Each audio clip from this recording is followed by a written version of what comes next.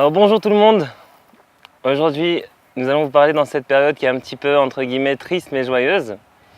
Après qu'on a eu la chance de se voir la dernière fois dans la période de Pessah, dans la période de Lag BaOmer et de Shavuot, alors là on se voit dans une période qui est un petit peu plus complexe si on veut dire dans l'année. La raison pour laquelle elle est complexe, c'est parce qu'elle n'a pas encore été historiquement résolue. Et donc c'est une période qui est encore un petit peu où est-ce que vous pouvez être l'acteur. Et donc avec l'aide de Dieu, on va essayer d'expliquer dans ce petit vidéo de 5 minutes en quoi cette période-là, elle est joyeuse malgré le fait qu'elle soit triste. Alors d'abord, il faut voir que à l'époque de Adam, le premier homme, d'accord, Adam Arishon, il y avait ce qu'on appelle un arbre, mais cet arbre-là, il était unique. C'était l'arbre de la vie, Etz HaChaim. Et pourtant, on voit dans la Torah que cet arbre-là, il a deux noms. Il a Etz HaChaim et on dit Etz Adaat Tov Vara. C'était un petit peu un arbre divisé en deux. Et pourtant, il n'était pas divisé en deux. Mais dans certains psukim, dans certains passages, on dit que oui, dans certains passages, on dit que non. Alors, quel est le sens de cette explication que la Torah nous dit que parfois il était un, parfois il était deux? On voit en fait que l'homme, et le premier homme, a fauté. Maintenant, il a fauté à cause de qui, entre guillemets? Désolé pour les féministes, à cause de la femme. Et la raison pour laquelle il a fauté à cause de la femme, c'est tout simplement parce que la femme a une tendance à être plus triste que l'homme. Alors maintenant, en fait, Rabbi Nachman nous pose une base dans la Torah. Et il nous enseigne que l'essentiel du service divin, c'est la joie. Maintenant, l'essentiel du service divin étant la joie, c'est ça qui va permettre à l'homme d'avoir le Yeshuv Hadat, comme c'est marqué plusieurs fois dans les ouvrages de notre maître. Le Yeshuv Hadat, c'est-à-dire l'assise d'esprit, un esprit posé, pour pouvoir faire les bonnes décisions. Maintenant, la tristesse, qui est la Hatzvut, va bloquer les portes du cerveau et va créer toutes sortes de maladies mentales, au sens propre du terme, qui vont causer des fautes. Parce que comme c'est marqué dans nos sages nous disent, En Adam over Avera, il n'y a pas un homme qui fait une faute, et là il mirnasbo ruach-shtut, seulement si à l'intérieur de lui rentre un ruach-shtut, qui veut dire une maladie mentale. Alors maintenant il faut faire une analyse par rapport à ça, Bezrat Hashem. Vous savez, le cerveau c'est une magnifique machine qui reçoit l'âme, et elle est irriguée par le sang du cœur, par le sang du foie, par le sang de tout le corps. Donc c'est un petit peu la lumière la partie de la bougie, c'est la flamme en fait. Le reste c'est la bougie, ça c'est la flamme. Qui ner mitzvah vetora or, on fait les mitzvot avec le corps, c'est la bougie, vetora or, on fait la Torah, on l'étudie avec le cerveau, c'est la lumière. Donc on voit que quand le cerveau est irrigué par tout le sang du corps d'une manière uniforme et positive, alors on voit à ce moment-là que le cerveau développe une faculté de travailler en tous les hémisphères du cerveau, en fait il y en a deux, mais tous les centres du cerveau vont travailler ensemble pour avoir une seule et unique énergie, et qui va permettre au cerveau de recevoir l'âme en tant que telle. Qui va permettre au cerveau de recevoir l'âme, parce que l'âme est infinie. Quand le cerveau est irrigué par le sang du corps et est irrigué d'une manière uniforme, Adam ou un nefesh, le sang c'est le nefesh c'est l'âme. Donc l'âme trouve une assise sur le cerveau. Par contre, si le cerveau n'est pas irrigué d'une manière uniforme, alors à ce moment-là, ça fait que l'âme, elle essaye de rentrer et elle trouve des points d'attache, ce qui fait que la personne continue à exister au niveau... Il y a des gens qui perdent complètement les pédales, c'est-à-dire qu'ils deviennent des fous alliés. Et ça, c'est déjà un autre niveau. Mais il y a des gens qui deviennent plus ou moins fous, ils deviennent mcheneuf, disant, ça veut dire en yiddish, de mauvaise humeur, etc. Et c'est tout ça pour dire que quand le cerveau n'est pas irrigué, ça laisse la place à des rouchot. Des rouchot, ce qui veut dire des esprits étrangers qui se trouvent un petit peu partout avec nous. Ils ont toutes sortes de noms et on ne va pas rentrer là-dedans. Mais en tous les cas, quand l'univers, Hachem a fait que tout doit être rempli. Si ce n'est pas rempli de bien, c'est rempli de mal. Et c'est un petit peu ça la cause des maladies mentales. Donc, il faut voir ici que Simcha, d'accord, étymologiquement parlant, on va faire ensemble, c'est 4 lettres. Shin, Mem, Chet, He. Shem, c'est le nom. Et aussi, c'est la base de la Neshama, puisque la Neshama, elle est connectée à Kadosh Baruch Hu par le Shem. D'accord? Et on voit aussi et en passant, juste pour expliquer ce que je viens de dire, Neshama, c'est que le Nun, d'accord, c'est les 50 niveaux de l'âme qui vont s'associer qui vont s'associer au Shem d'Akadosh Baruch Hu, et le He, c'est les 5 parties du corps qui vont être le réceptacle pour pouvoir recevoir ces niveaux-là de la Neshama. Et vous allez dire, pour certains qui connaissent certaines bases dans la Kabbale, aussi à l'histoire du Maharal de Prague avec le Golem qui explique un peu ça, si le nom de Dieu disparaît du front, la personne meurt.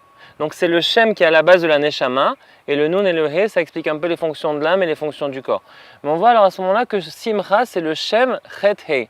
Donc le nom, Chet He. C'est quoi Chet He? C'est 8, 8 c'est Chet, He c'est 5. Donc 8 plus 5 ça fait 13. Alors Shem 13, c'est quoi 13? Echad, la gematria de 1. Alors quand le nom il est 1 à l'intérieur de la personne, ce qui veut dire que la Neshama elle est entièrement irriguée d'une manière uniforme, donc Echad, alors à ce moment-là la personne elle reçoit le Tselem Elohim qui est la Neshama, qui est à l'image de Dieu, et là on dit Hashem Echad, Shema Israël, Hashem Elokeinu, Hashem Echad, et là la personne elle devient Shem Echad, donc elle devient Besimcha. Et la Simcha va causer ça. Maintenant par contre la Hatzvut, c'est plutôt le contraire. La Hatzvut en fait c'est quoi? C'est que l'arbre dont on parlait au début, on a dit que l'arbre il peut être un, donc Shem Echad, ça c'est clair, l'arbre de la vie, et l'arbre de la connaissance du bien et du mal, ça c'est quoi? C'est le même arbre. Simplement quand une personne il n'est pas irriguée de manière propre, ça veut dire Hatzvut, la racine du mot Hatzvut qui veut dire la tristesse, c'est Etsev, donc la tristesse. Etsev, Etz en hébreu c'est un arbre, et Bet ça veut dire deux arbres. Alors, le Etzadat Tov Vara en fait c'est le fait que la personne, il a vu 2 arbres, parce que lui-même il était triste.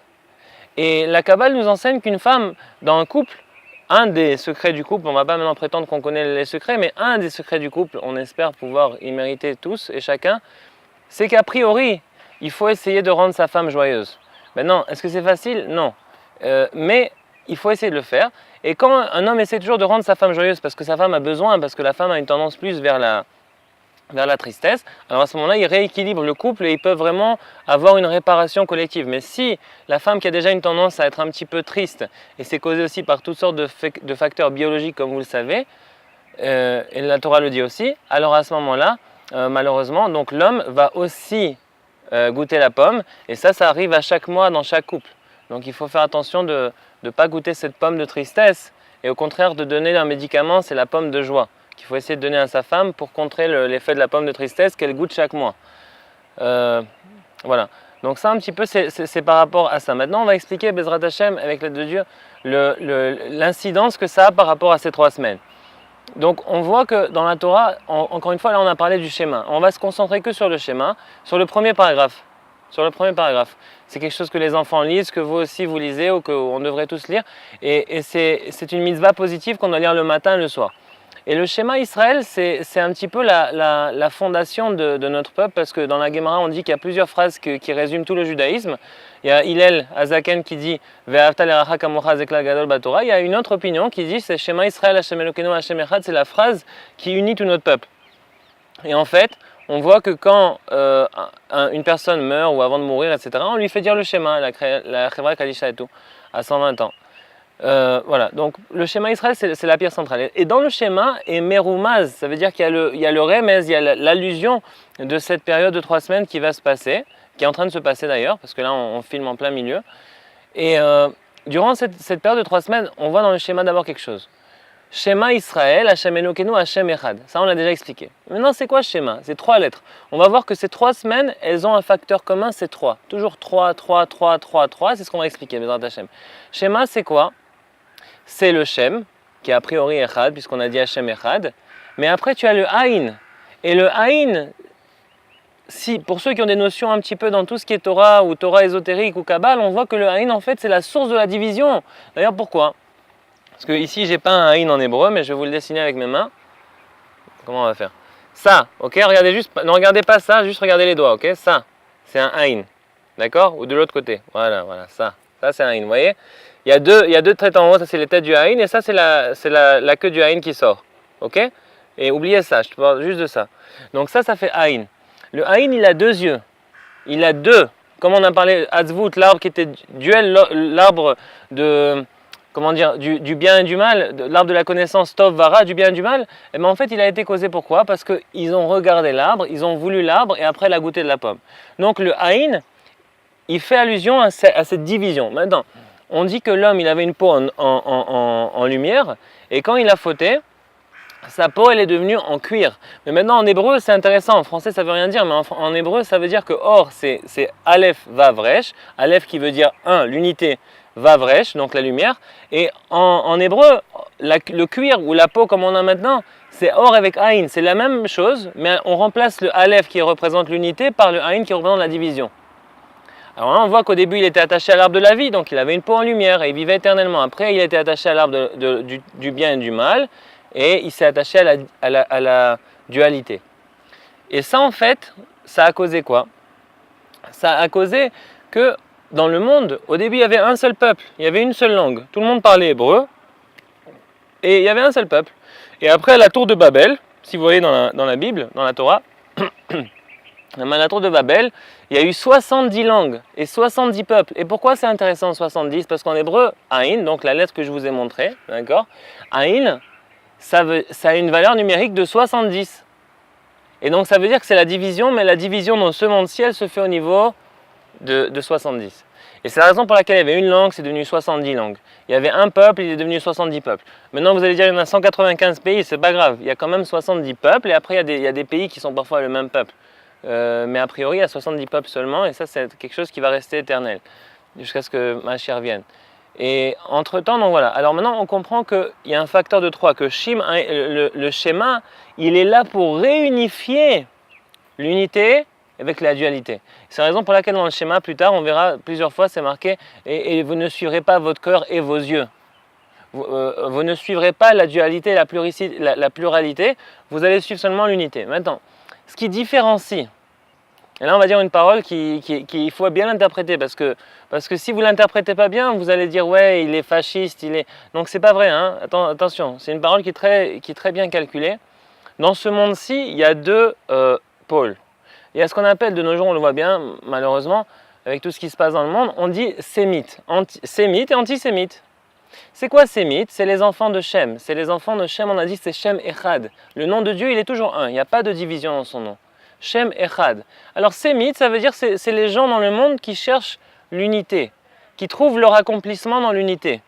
Et après, tu as des gens qui sont antisémites, et vous pouvez vous-même savoir c'est qui, je n'ai pas besoin de les énumérer. Il y en a beaucoup en tout cas, dans toutes les villes du monde, autour de nous. Et les antisémites, c'est des gens qui cherchent la pluralité, qui cherchent la faute, qui cherchent la mort. Et en fait, ces gens-là, ils cherchent à séparer les deux mondes. Le monde en haut, laisse-le. Ce monde-ci, c'est un monde. Ils se disent non, c'est deux réalités différentes. Nous, le peuple juif et tous les sémites, c'est-à-dire les gens qui cherchent vraiment l'unité. Parce qu'entre guillemets, on peut être génétiquement sémite, mais être tout à fait antisémite. Hein. C'est pas parce qu'on vient d'une certaine nationalité que ça veut dire quoi que ce soit. Il faut vraiment, quand je dis sémite, ça ne veut pas dire il y a un Dieu, etc. Quand on dit qu'il y a un Dieu, ça veut dire vraiment on croit qu'il y a un Dieu. Et quand on croit qu'il y a un Dieu, on ne cherche pas la mort, on ne cherche pas à tuer des gens, on cherche vraiment la paix au sens émette, au sens véritable du terme. Et chacun pourra tirer ses conclusions. Mais en tous les cas, sémite et antisémite, ça veut dire que sémite, c'est quelqu'un qui cherche l'unité, et antisémite, c'est quelqu'un qui cherche la division, tout simplement. Et l'unité, c'est-à-dire l'unité des mondes. Ça veut dire que dans ce monde, je vis, mais je sais que je suis en train de préparer mon monde futur. C'est-à-dire c'est une seule réalité, je vis dans une seule réalité. Et par rapport à ça, on voit donc que le schéma a pourvu que Shema, c'est Shem, Aïn, donc de rassembler la dualité, de l'inclure dans l'unité, puisque Shem, il y a deux lettres, et Aïn, il y a une lettre, donc ça va l'englober. Maintenant, on voit par la suite, dans le premier paragraphe du Kriyat Shema, que là, en fait, il y a 3 semaines, donc correspondant aux 3 lettres, et on voit qu'on dit Ve'ahavta, tu aimeras et Hashem Elokecha, ton Dieu, Bechol levavecha, ufrol nafshecha, ufrol meodecha. Alors là, je me concentre là-dessus, Bechol levavecha, avec tout ton cœur, ufrol nafshecha, avec tout ton intellect, ou Bechol meodecha, avec tous tes moyens. Maintenant, qu'est-ce qu'il a ce pasouk? Qu'est-ce qu'il a qu'est-ce qu'elle a cette phrase de particulière, en fait? Elle te dit d'abord de tout ton cœur, tu aimeras Hashem. Ensuite, avec tout ton intellect, et ensuite avec tous les moyens. Dans ces semaines-là qui viennent, d'accord, quand on est dans une période de tristesse, on sait qu'il y a une division des facultés intellectuelles qui se fait. Parce que comme on a dit, dans une période de simcha, on prend du vin, on prend des choses de ce genre-là, et à ce moment-là, ça fait que l'unification des facultés. Je vais m'expliquer un petit peu parce que là, je crois qu'on va se perdre. Donc, dans les 3 premières semaines de l'année, dans le calendrier juif, il y a 2 fois 3 semaines. On a plusieurs fêtes, mais il y a 2 fois 3 semaines. Il y a 3 semaines dans la joie et 3 semaines dans la pseudo-tristesse. C'est marqué dans le Kriyat Shema, je vais avancer un petit peu. Ve'avta et Hashem Elokecha bechol levavecha ufronav shecha ufron ve'ayu advarim alei asher anochi mitzavecha hayom alevavecha veshinantam levanecha ve'dibarta bam. Veshinantam levanecha, et tu vas les enseigner à tes enfants. Ve'dibarta bam, et tu diras, ve'dibarta bam. Et tu diras bam. Qu'est-ce que ça veut dire bam? Bam, ça n'a aucune racine étymologique, ça ne veut absolument rien dire. Dans les sages nous enseignent que bam, c'est la Torah orale, c'est la Torah écrite. Ok, super, mais bon, maintenant, c'est quoi bam? Bam, c'est 42. Donc bête c'est 2, même 40 ça fait 42. Donc 42. C'est quoi 42 selon vous? On va vous laisser réfléchir. 42 c'est 6 semaines.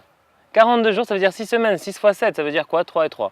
Donc on voit que dans la Torah c'est marqué au début Ve'aïta ar sameach, et tu seras hyper joyeux. Ar ça veut dire hyper entre guillemets beaucoup. Et ar c'est quoi? Aleph et Kaf, ça fait 21. Ça veut dire les 3 premières semaines de joie qui séparent Rosh Hashanah de Hoshana Rabbah, à la fin de la fête de Sukkot. Donc entre la clôture de la fin de la fête de Sukkot et Rosh Hashanah, il y a exactement 3 semaines. Donc 21 jours. Ve'aïta ar sameach. C'est des jours où est-ce qu'on fait la fête. Bon, à part Rosh Hashanah, est-ce que c'est un petit peu, on va au man, c'est un petit peu plus dans la prière. Mais à part ça, on est quand même dans la joie, même à Oman pendant Rosh Hashanah, même si c'est des jours de prière, etc. On chante, il y a quand même beaucoup de joie. C'est des jours de joie. Même Yom Kippour, qui est un jour de lamentation et de pleurs, c'est pas une lamentation comme Tisha B'Av. C'est une lamentation dans, ok, maintenant on pleure, mais on sait qu'on va être pardonné. Donc c'est marqué que c'est un des jours les plus joyeux. C'est même marqué, je crois, dans la Gemara, qu'il y a 2 jours qui sont hyper joyeux dans l'année. C'est Tou B'Av, qui va venir après Tisha B'Av, c'est où est-ce que tous les gens se mariaient. Et Yom Kippour, qui étaient les jours les plus joyeux parce que toutes les fautes étaient effacées. Donc on voit en fait que durant ces 3 semaines-là, il y a Sukkot, où est-ce on a l'obligation de boire beaucoup de vin, de bien manger, d'avoir des invités dans la Sukkot, de se réjouir en famille. Et ça c'est super. Et en passant, entre guillemets, le vin, ça rappelle l'irrigation du sang dans le cerveau. Et ça cause l'irrigation. Parce que quand une personne va boire du vin, ça va faire que son cœur et que son foie vont travailler en accéléré. Et ça va irriguer le cerveau avec beaucoup plus de sang que d'habitude. Ce qui va faire que parfois on va devenir un petit peu ivre, etc. Mais ça cause Hashem Echad, si c'est fait dans des bonnes circonstances et avec une bonne mesure. Donc on a vu ça, c'est pour les 3 premières semaines. Maintenant, les 3 dernières semaines, c'est quoi? C'est une réflexion en fait. Vedibarta bam. Et comment le Kriyat Shema continue? Beshiftecha bevetecha, uvlertecha vaderer, uvshorbecha uvkumecha. On voit toujours la dualité. Alors, Beshiftecha bevetecha, ça veut dire ça, on parle au début de l'année. Quand tu seras chez toi, tu seras bien, alors il n'y a pas de problème. Là, c'est évident que Vedibarta bam, que tu vas devoir parler de joie, etc. Mais Beshiftecha bevetecha, quand tu vas être chez toi, tu vas t'asseoir, tu vas être bien.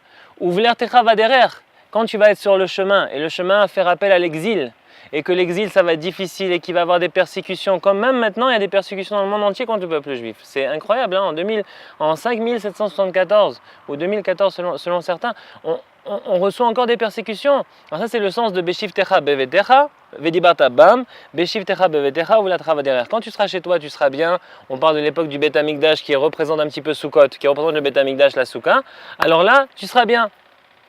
Ça sera facile d'être Bessimcha, d'être joyeux. Mais quand tu seras Baderer et que tu seras persécuté par les bêtes sauvages qui sont représentées par les nations antisémites qui nous veulent du mal, qui sont exactement comme des bêtes sauvages, alors là, il faudra encore être Bessimcha, être joyeux. Donc Beshiftecha bevetecha ou la travaderer, ouf shorbecha ou komecha. Encore une fois, une dualité. Ouf shorbecha, quand tu seras couché.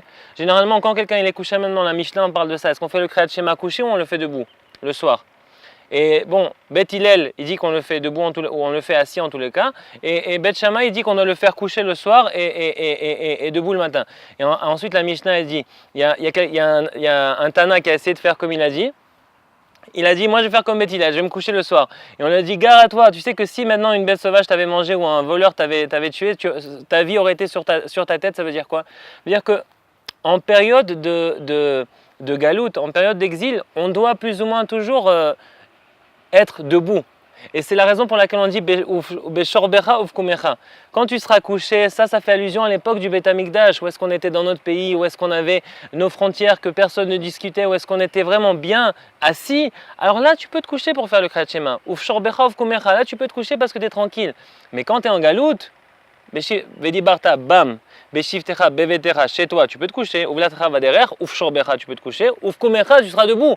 Quand tu es baderer, généralement tu es dans la forêt et que tu as des bêtes sauvages autour de toi, tu vas pas te coucher. Un mystère, je suis désolé, mais tu vas rester debout, tu vas prendre un petit couteau, tu vas prier en tous les cas, mais tu vas être debout pour essayer de te défendre.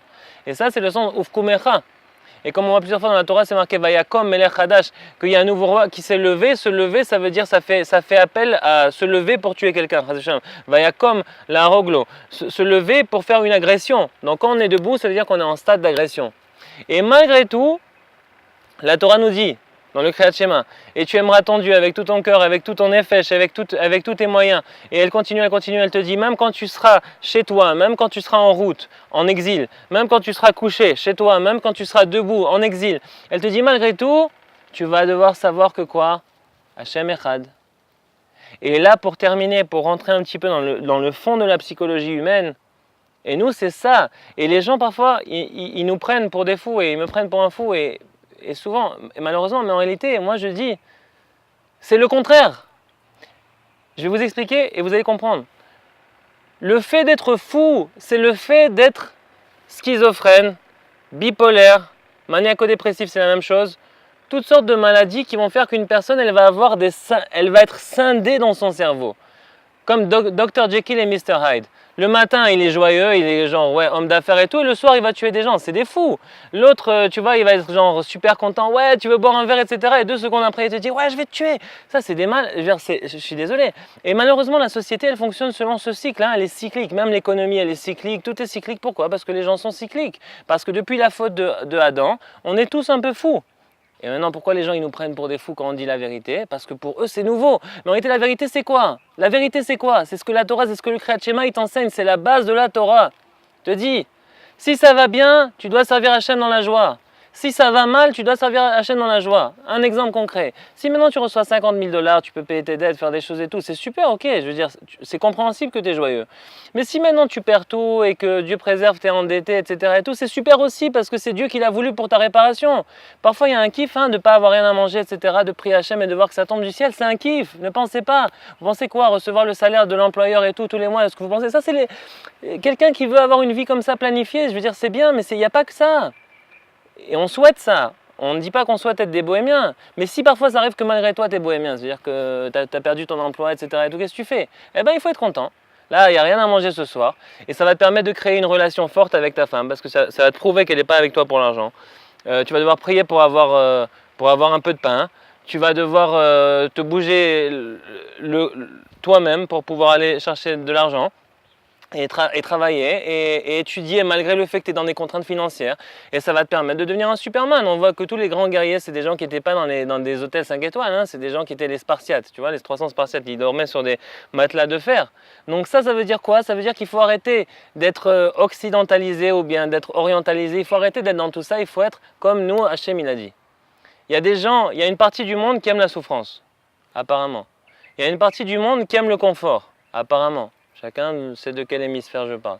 Et au milieu de ça, il y a la terre d'Israël qui est en plein milieu du monde. En haut, en bas, sur le côté, on est en plein milieu. Pourquoi? Parce que nous, on t'a dit, écoute, il ne faut pas être trop froid d'esprit, genre coincé, il ne faut pas être trop chaud qui va danser partout. Non, il faut être entre les deux. Ça, c'est par rapport au nord qui représente un petit peu le fait d'être coincé d'esprit, d'être trop froid. Et le fait d'être dans le sud qui est un petit peu trop la danse, etc. Et là aussi, vous pouvez voir de quoi je parle. Et d'un côté et de l'autre, il ne faut pas chercher la misère, il ne faut pas chercher trop le confort, il faut chercher à servir Dieu dans toutes les circonstances. Et parce qu'on ne contrôle pas tout, on ne contrôle pas tout. Vous l'avez bien vu avec l'histoire des bourses qui se sont écrasées et tout, il y a eu des suicides, etc. Non, nous, Dieu nous demande, que ce soit à Sukkot, que ce soit dans les jours les plus joyeux de l'année du calendrier juif, ou que ce soit à Tisha B'Av, ou à Yud Zayin Betamuz, il faut avoir le même état d'esprit. Et ça, c'est la dernière partie de la Torah orale qui nous enseigne. Le 17 Tammuz, ils diront que tu ne jeûnes pas. Ça veut dire quoi? Ça veut dire que oui, tu vas jeûner. Mais ils diront que tu ne vas pas jeûner parce que tu vas être tellement joyeux. Ils vont dire quoi? Tu jeûnes? Tu comprends? En tout cas, une dernière chose pour finir. On dit que par rapport à la simra, tu vois, par rapport au silence. Dans le Likutei Halachot, c'est marqué, et on va expliquer, on va comprendre maintenant comment la société de consommation qui est basée sur la dualité, elle essaie de tuer le silence. Et après, j'ai terminé. Hein. Juste 2 minutes, restez avec nous. On va terminer.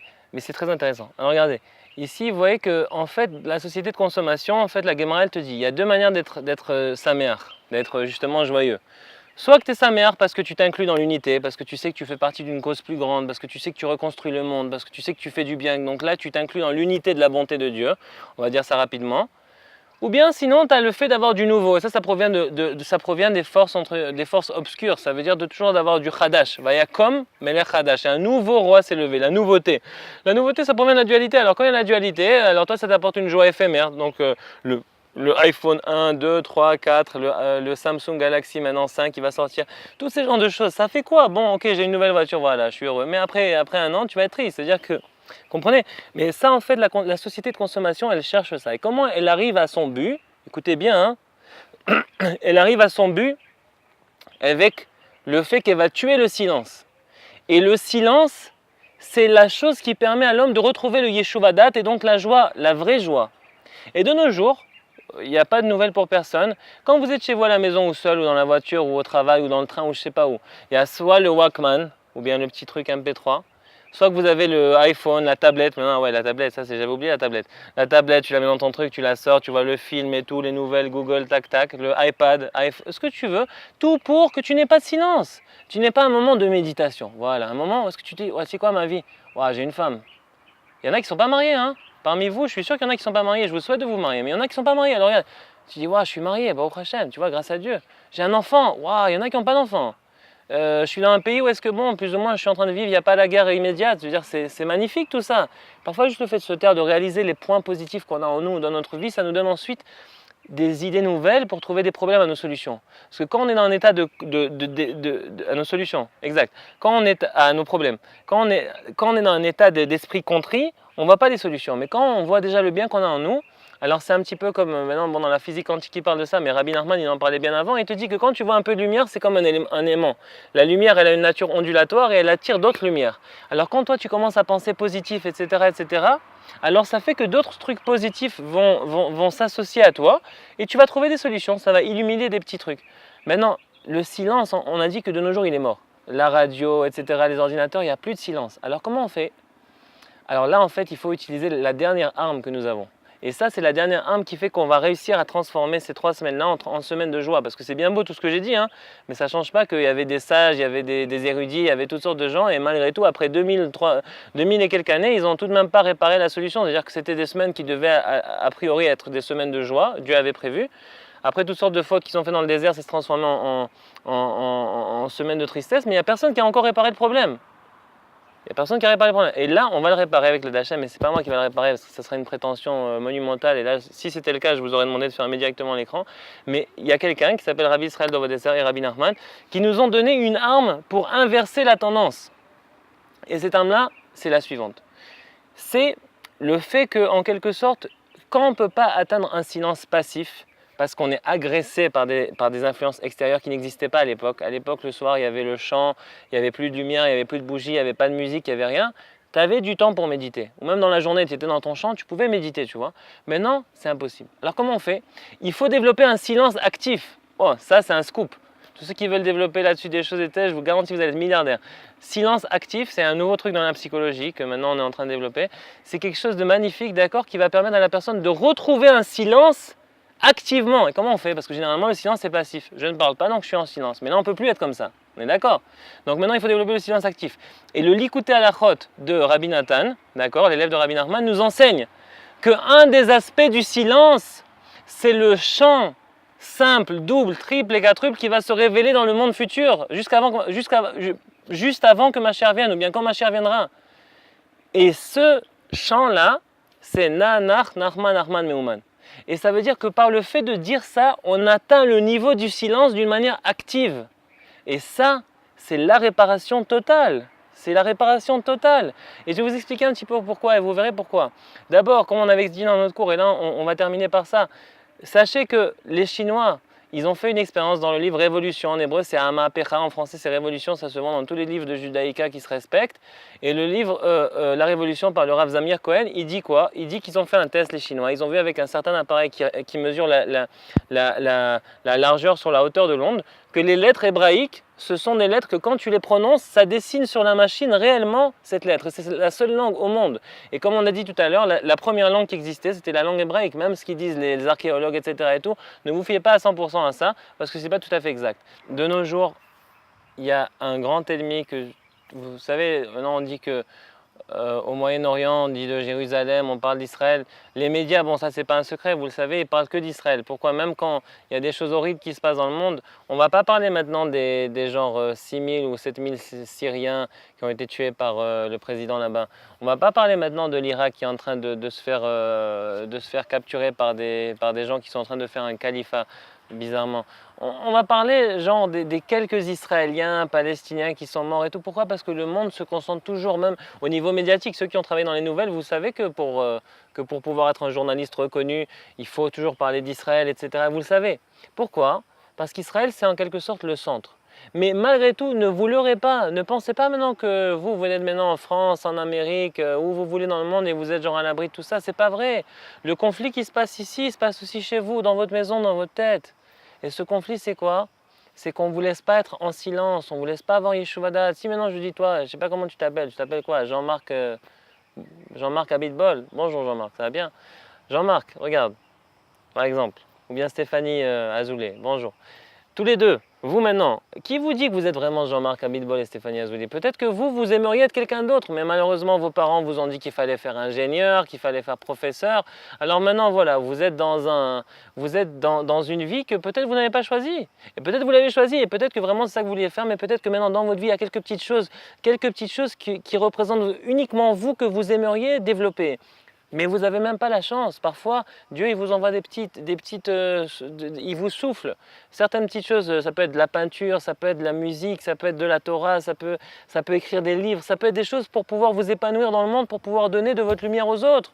Mais avec la vie, vous avez des dettes, vous avez des problèmes, il faut payer les vacances d'été, il faut payer la voiture, on va acheter une nouvelle voiture, et ouais, ma femme elle veut ça, et mon mari veut ça. Qui vous dit que maintenant vous arrivez vraiment à vous épanouir? Personne. Donc vous êtes tous devant cette barrière de fer.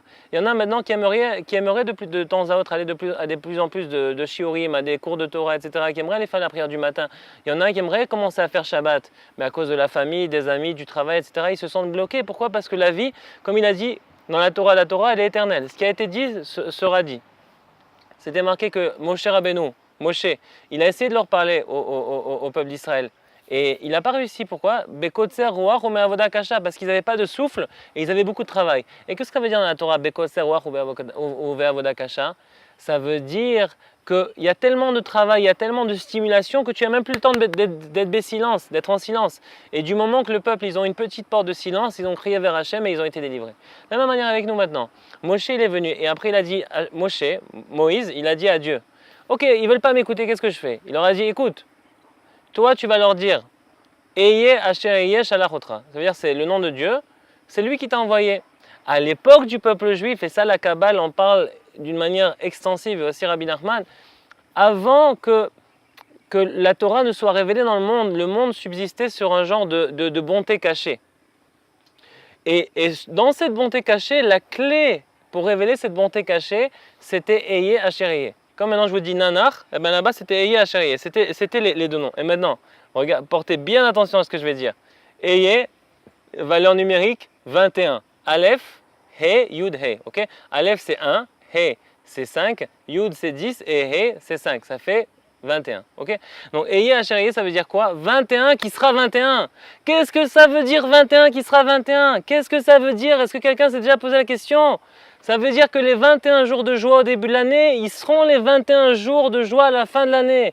Mais ça, c'est ce que Moïse avait dit avant qu'il sorte d'Égypte. Mais maintenant qu'on est déjà sorti d'Égypte et que la situation, elle s'est reproduite exactement. À l'époque, c'était Pharaon qui nous fouettait pour qu'on travaille. Maintenant, c'est l'économie, c'est les iPhones, c'est les voitures, c'est toute la société qui nous fouette pour qu'on travaille 10 heures, 11 heures, 12 heures, pour qu'on fasse des choses comme ça. C'est comme un Pharaon. C'est comme un Pharaon.